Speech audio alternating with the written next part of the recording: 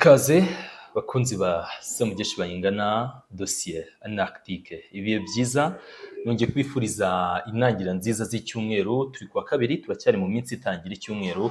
Nizere ko mukomeje kunogerwa n'ibyo murimo bitandukanye. Reka twerekeze mu burasirazuba bwo hagati, ariko mbere ko dukomeza dukurikiye niba ari ubwa mbere cyangwa se usanzwe ubana natwe utarakora kuri subscribe, ni umwanya mwiza kugira ngo uruhererekane rw'amakuru n'ibiganiro dutambutsa aha ujye ubasha kuba mu ba mbere babonera ku gihe.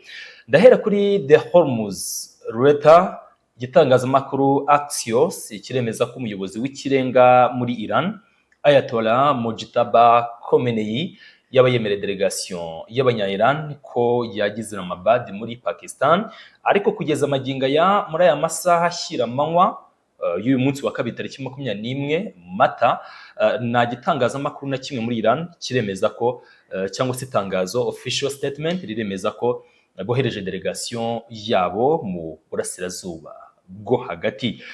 Byari byitezwe ko ibiganiro byagomba gutangira none mu masaha ya nyuma saa sita, gusa ikizwi ko nuko delegation irimo Jared Kushner ndetse na Steve Witkoff na Brad Cooper, General Brad Cooper uyoboye CENTCOM mu burasirazuba bwo hagati, bo bishoboke ko bari Islamabad muri Pakistan, ndetse n'izindi delegation cyangwa se abandi bakozi ba ministeri z'ububanyi n'amahanga, ambasade ya Amerika muri biriya bice by'uburasirazuba bwo hagati. Bikavuga ko abangaba bo bamaze kugera Islamabad muri Pakistan. Uwo bitazwi neza ko yaba yahageze ni Vice President J.D. Vance, cyane ko Trump yaratangaje ko kubw'impamvu z'umutekano atazemera ko ajya hariya, ariko ibitangazamakuru birimo ABC ndetse na CNN bikemeza ko bishoboka cyane ko J.D. Vance aza kuba ari hariya muri Islamabad muri Pakistan. Ariko mbere y'uko nyarukira kuri Global Surveillance ngo nkomoze gato ku bitero Iran yasezeranyije kuri bugabe kuri Leta Zunze Ubumwe za Amerika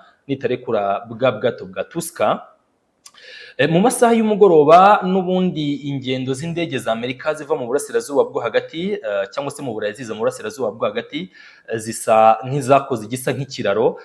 Ngira ngo murabona neza iyi karita, aha ni ibigo bya gisirikare bya Amerika byinshi biri mu Budage ndetse no mu Bubiligi, ni ukuvuga ngo mu Burayi bw'uburengerazuba hari kubera ingendo ziva Ramstein mu Budage n'ibindi bigo byinshi Amerika yagira hara mu Burayi, byinshi biri mu Bubiligi ndetse n'Ubudage, ziri kuhava zinjira ziza mu burasirazuba bwo hagati. Nyinshi muri zo ziri guparika muri Jordani, muri Israel ndetse no mu bwami bwa Arabia Saudite. Bisa nk'ibyakoze ishusho y'ikiraro. Bikavuga ko mu ijoro ryatambutse gusa indege 13 zo mu bwoko bwa C-17 ni za ndege rutura zikoreshwa mu gutwara intwaro, ngiye kuvuga ngo ni ibikorwa bya gisirikare ariko n'intwaro nizo zagaragaye ko zambukiranyaga burasirazuba bwo hagati zigana mu Burayi. Hanyuma rero icyo nshaka kuvuga, tujye kuri Global Surveillance, ni inkuru ya Fox News. Leta Zunze Ubumwe za Amerika zemeje ko bwa bwato bwa Iran bwa Tuska bafashe ari ubwato bwari butwaye ibikoresho cyangwa se ibinyabutabire byari bikuye mu Bushinwa bikoreshwa mu gukora misile ballistique. Iran yamaze gutangaza ko niba tarekura buno bwato bwa Tuska, umuyobozi wa IRGC General Vakid yatangaje ko bagomba kwita bagaba ibitero bikomeye cyane kuri Leta Zunze Ubumwe za Amerika.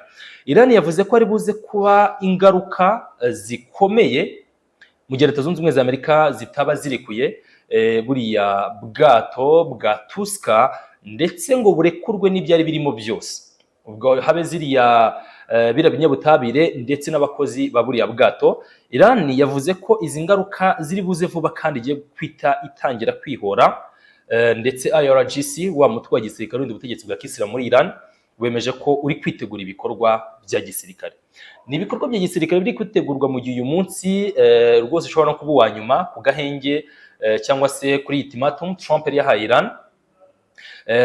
Turi mu masaha ya nyuma kuko ultimatum ubundi yagombaga kurangirana no kuwa gatatu w'iki cyumweru turimo ngo ni ku munsi w'ejo, ariko bikanavugwa ko mu masaha y'i Washington uyu munsi kuwa kabiri ninjoro mu masaha y'i Washington ari bwo ultimatum iri buze kuba ishyirwaho iherezo cyangwa se iri buze kubirangira.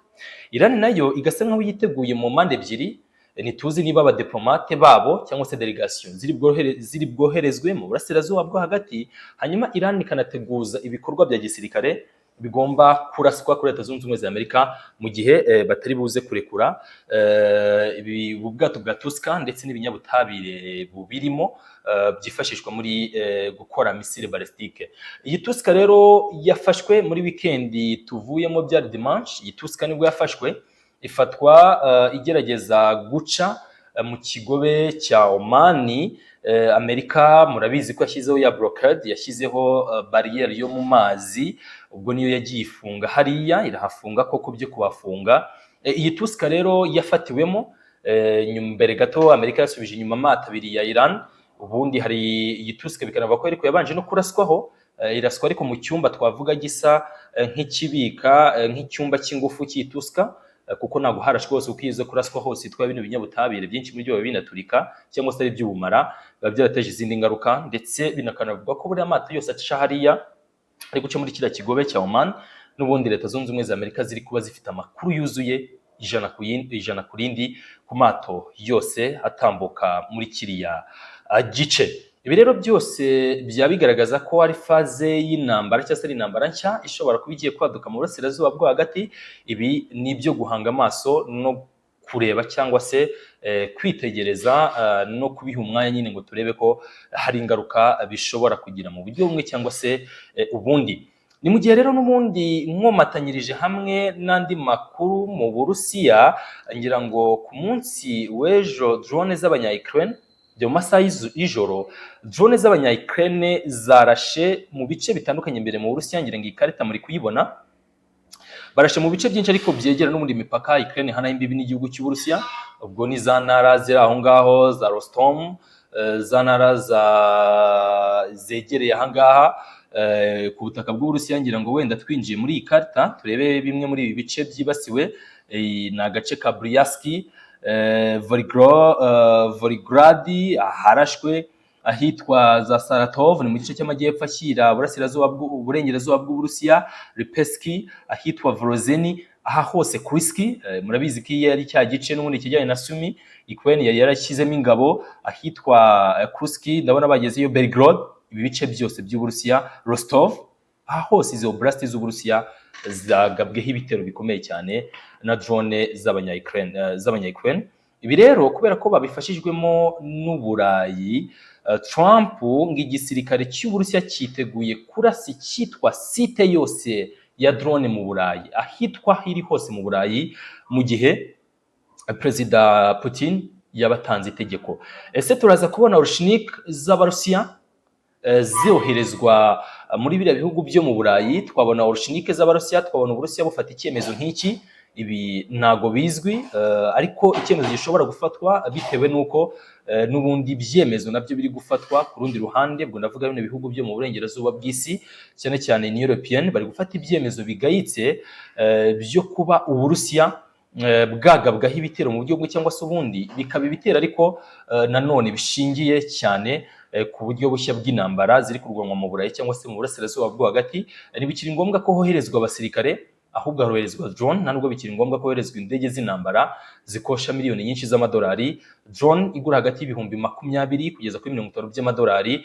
Ni narwo rugamba Iran bivugwa ko itsindamo cyangwa se iri gutsindisha Leta Zunze Ubumwe za Amerika gukoresha ibikoresho bigera ku ntego kandi bigura make. Ibi ni kimwe mu bishobora gutuma intambara ikorohera uwo ari we wese waba uyitegura.